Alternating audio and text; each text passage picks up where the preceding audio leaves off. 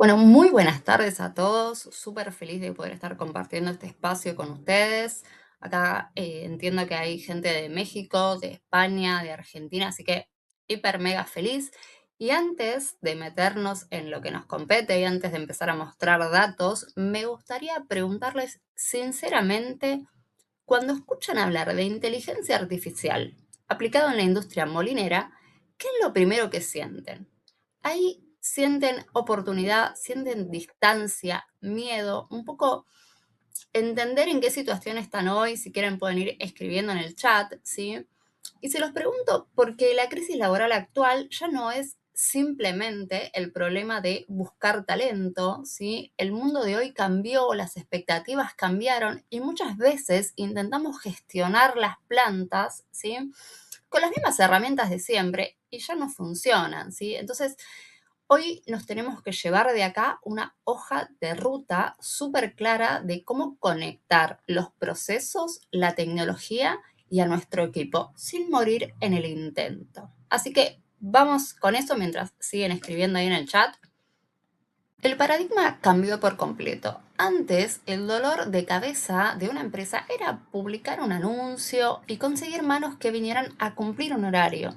Y lo que más se valoraba era la responsabilidad, que el colaborador acatara órdenes, ¿sí? Entonces, el ideal del empleado cambió muchísimo y también la mirada del colaborador hacia la empresa también cambió muchísimo.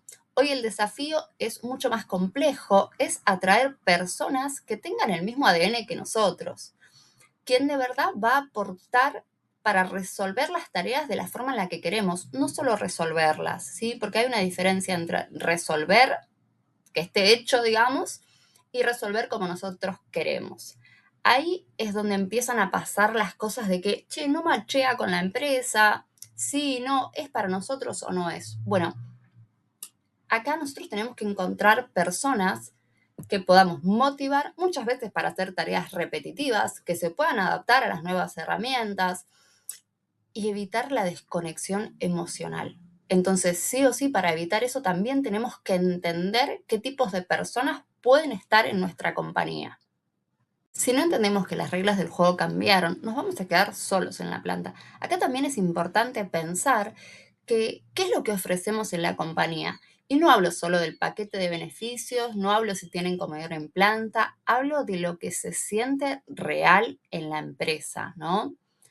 De ese no sé qué, que qué sé yo, ¿no? Estas cosas que son ni más ni menos que la cultura, ¿no? Y no la cultura que está escrita en una pared, que es la misión, la visión y los valores, sino lo que se vive. Eso es lo real que nos tiene que importar a la hora de ir a buscar talento afuera y a la hora de motivar el talento que tenemos adentro. Bueno, seguimos entonces. Bueno, acá aparece el primer gran síntoma de este cambio de paradigma, el burnout. El aburrimiento masivo laboral es el enemigo silencioso porque no hace ruido, no genera huelgas, pero destruye totalmente la productividad desde adentro. Y ahora miremos estos números, ¿no? Que son bastante fuertes, ¿no? El 83% de los trabajadores experimenta una sensación de estancamiento y el 92% piensa que cambiar de aire es lo que les serviría, ¿no? Entonces acá podemos hablar de rotación, bueno, de un montón de cosas que vienen después de esto, ¿no? Pero bueno, en el molino pasa mucho esto de que tenemos puestos fijos, que están durante muchos años, con rutinas hiper, mega repetitivas y que quizás hay falta de feedback, falta de liderazgo. Y ojo que liderazgo no es llevarse bien con el equipo, ¿sí? Todo lo contrario, muchas veces es llevarlos a un lugar hiper incómodo, pero bien, ¿no? Ser esas personas que genera el líder, debería ser esa persona que genera una incomodidad para crecimiento. Cuando hablamos del aburrimiento masivo, no estamos hablando de gente vaga, estamos hablando de personas que perdieron el sentido de lo que hacen lo que tienen que hacer y que lo hacen como siempre lo hicieron, que no encuentran un motivo real para hacer algo diferente. Y en este contexto, en un mundo totalmente consumista, con la dopamina digital a full, no es fácil entretener a nadie, ¿no? Entonces, ¿qué pasa? Esta gente que se queda eternamente y aburrida, ¿sí? Que no se va, resulta ser que es el costo más alto que nosotros podemos tener, ¿sí?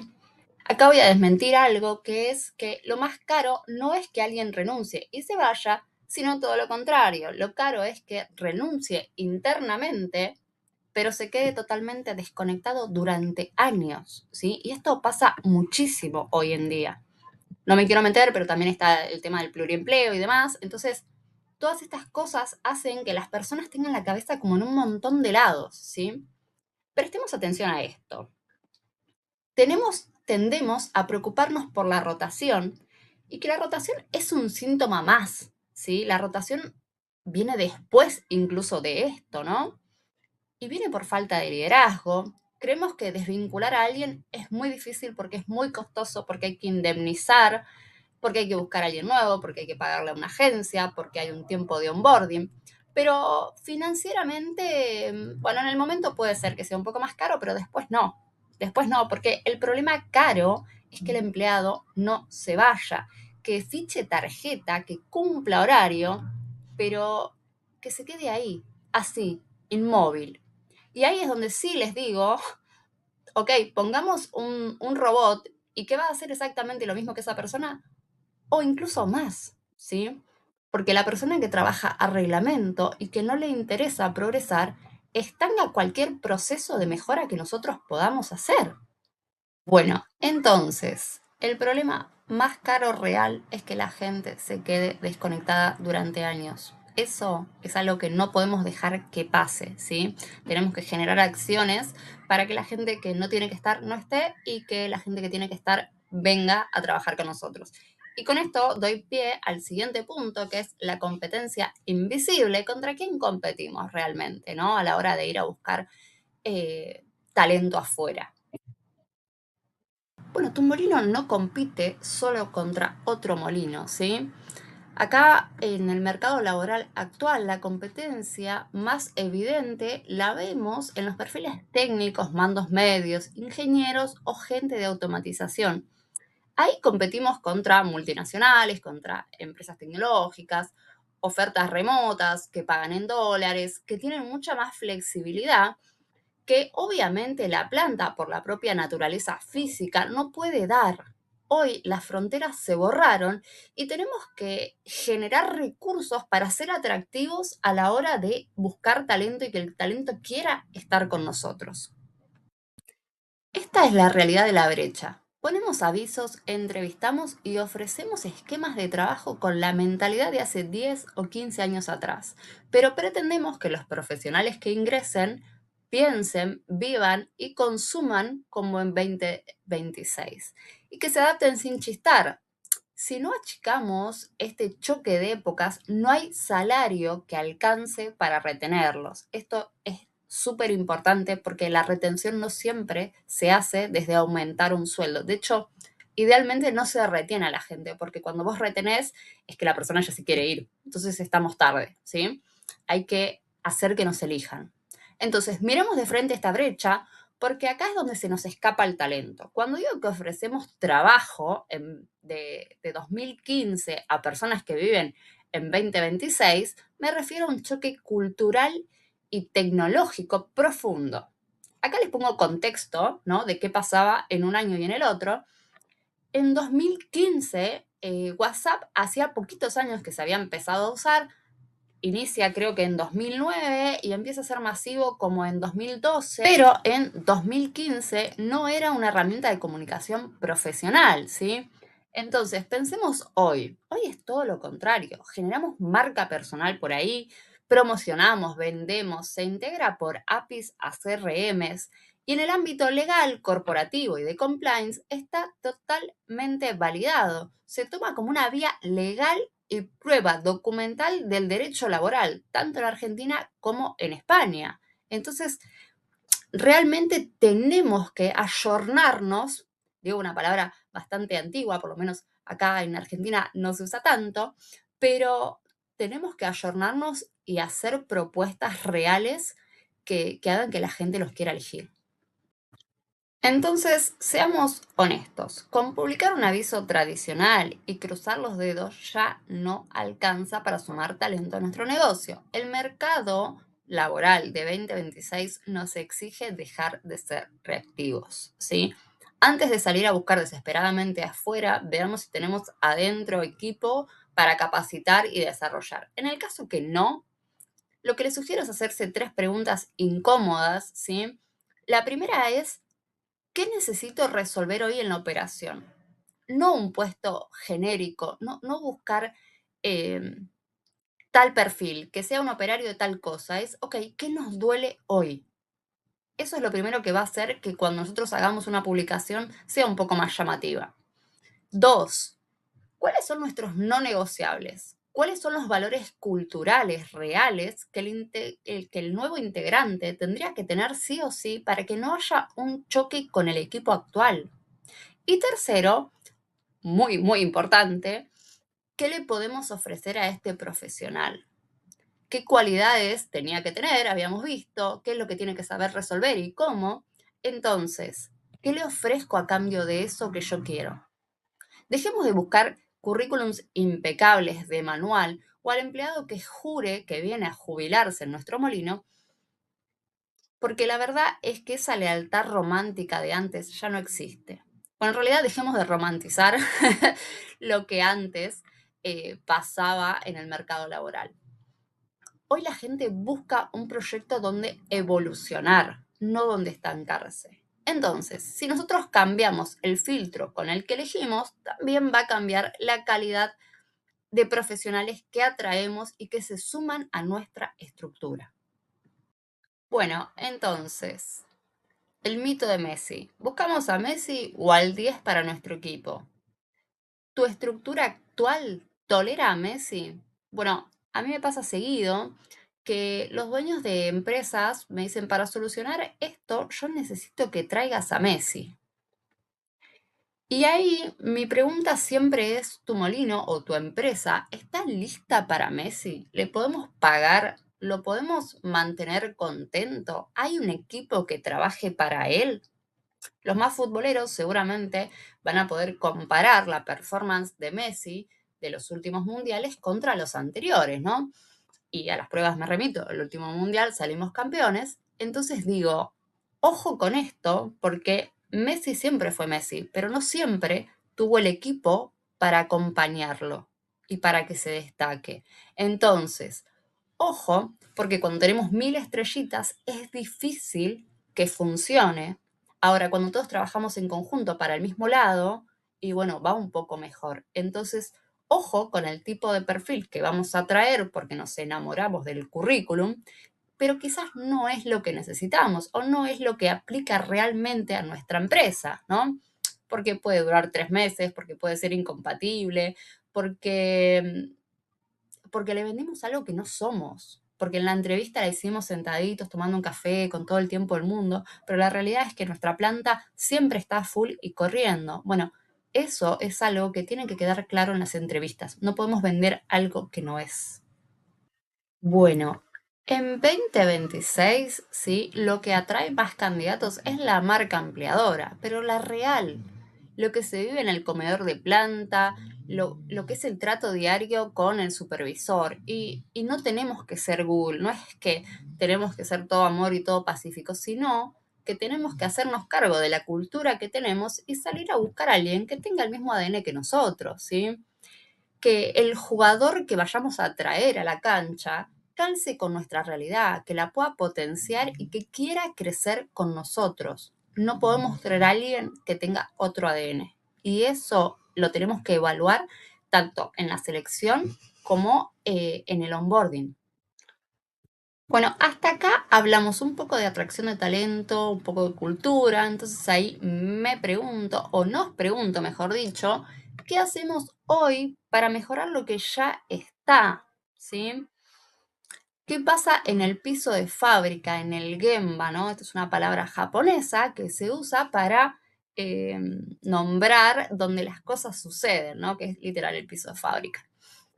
¿Cómo empezamos a solucionar o a mejorar las cosas? Bueno, con una premisa súper clara que es el cambio organizacional es la suma de las decisiones individuales, ¿sí? Porque de nada sirve que el directorio apruebe un plan estratégico o compre un software nuevo si no entendemos que los cambios pasan cuando las personas deciden que pasen, ¿sí? Y para que una persona decida cambiar hay que mostrarle la realidad de su beneficio, ¿sí? Hay que bajar la teoría a su propia realidad del día a día. Por eso es clave un liderazgo claro, el involucramiento de las partes, ¿no? Hacerlo parte de este cambio y obviamente poner objetivos y que esos objetivos sean explicados de el para qué, el por qué, el cómo, ¿sí? Todas estas cosas son indispensables para mejorar. Ahora vamos a ir un pasito para atrás y entender en qué situación está nuestra empresa hoy. Acá el refrán, vísteme despacio que tengo prisa, es el más acertado. ¿Por qué? Porque el error más común y fatal para muchas pymes industriales es querer saltar del caos operativo directo a la implementación de IA. Y ahí es donde la pifiamos todos, porque está de moda, está buenísimo, pero vamos a calmarnos, ¿sí? Esto no funciona. Hay que trazar un camino paso a paso pensando en la realidad de nuestra operación hoy, ¿sí? Y siempre vamos de menos a más. Bueno, uno, salir del papel. No podemos meter IA si el operario sigue anotando las novedades del turno o los parámetros en un cuaderno Gloria. ¿Sí? Se me cayó el documento o el DNI. Pero bueno, a ver, después ese cuadernito se pierde, se ensucia, se mancha, se llena de grasa o no entendemos la letra o después queda ahí. Una vez que se terminó el cuaderno se usa otro, entonces no sirve. Lo primero que necesitamos hacer es digitalizar y ordenar lo que tenemos hoy. Recién cuando tenemos eso podemos sumar procesos de mejora continua, sentar al equipo a mirar y analizar datos, a ver los desvíos, a generar hábitos de reconocer el error, ¿sí? Para eso nosotros también tenemos que estar abiertos a recibir esos errores, ¿no? Esto va a entrenar el músculo del equipo, va a bajar la guardia y recién ahí, con un proceso estable, puedo sumar inteligencia artificial o alguna herramienta de automatización, porque obviamente no todos los procesos hoy pueden sumar IA de una sin automatizarse, ¿sí? Entonces, la tecnología viene a aportar lo que ya funciona, no viene a salvar lo que está roto, ¿sí? Es indispensable pensar que los procesos hay que acompañarlos, ¿sí? Hay procesos de investigación, otros de desarrollo, otros del proceso de implementación y el proceso de aprendizaje, y algunos otros procesos más en la gestión del cambio cuando quiero dejar de trabajar de una manera y pasar a trabajar de otra. Esto no nos lo podemos saltar. Por más que hagamos una mega inversión, no funciona si no hacemos un camino paso a paso. Bueno, dicho esto, cada uno sabrá en qué situación está su empresa, así que podemos seguir y hablar de inteligencia artificial. Cuando pensamos en IA, la podemos asociar con agilizar, automatizar y por ende en que puede reemplazar al hombre. Y es verdad, sí, puede reemplazar puestos de trabajo, sí, por supuesto. Pero acá lo clave es que como somos nosotros, los humanos, los que la entrenamos, tenemos que hacerlo con un propósito, ¿sí? Entonces, cuando hagamos un trabajo de esta índole, pensemos en el para qué, ¿sí? Así que dejemos de pensar en que puede reemplazar a alguien, sino que tendríamos que pensar en redefinir roles. Esto es lo más importante. Y acá vamos a hablar un poco de inteligencia artificial, de una forma un poco más tranqui, porque no somos Silicon Valley, ¿sí? Así que vamos a meter las botas adentro del molino y ver cómo se puede aplicar esto en el barro real de la planta. Lo que nos da un poquito de miedo en general, ¿no? Porque el problema nunca es el software, nunca es la automatización ni la inteligencia artificial. El miedo real que tenemos todos es que la inteligencia artificial nos reemplace. Entonces, para eso, vamos a ver algunos ejemplos que pueden hacer que nosotros tengamos recursos para bajar ese miedo. Bueno, para verlo mejor, bajemos al corazón del molino.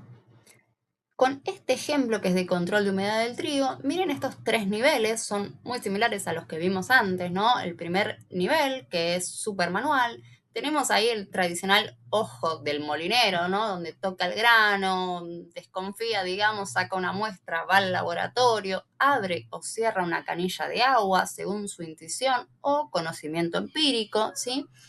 Pero si el trigo a medianoche cambia por cuestiones climáticas y quizás producimos, y quizás así producimos toneladas con desvío, ¿sí? Porque dependemos mucho de el conocimiento real que tiene el molinero o el encargado o el operario que estaba en ese momento, ¿sí? Entonces eso muy tradicional, muy manual, tiene mucho papel y mucho margen de error, ¿sí?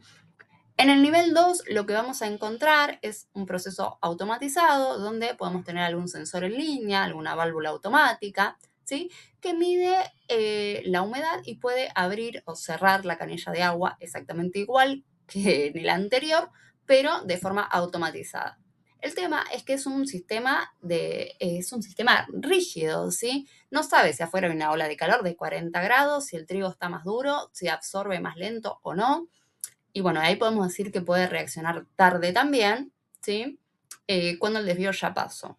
Ahora, en el nivel 3 podemos encontrar algún software que, con inteligencia artificial por supuesto, aprende del histórico del molino, que cruza la humedad, la temperatura ambiente del día, qué tipo de grano es y puede predecir cómo va a reaccionar el trigo en el silo de descanso, ¿sí?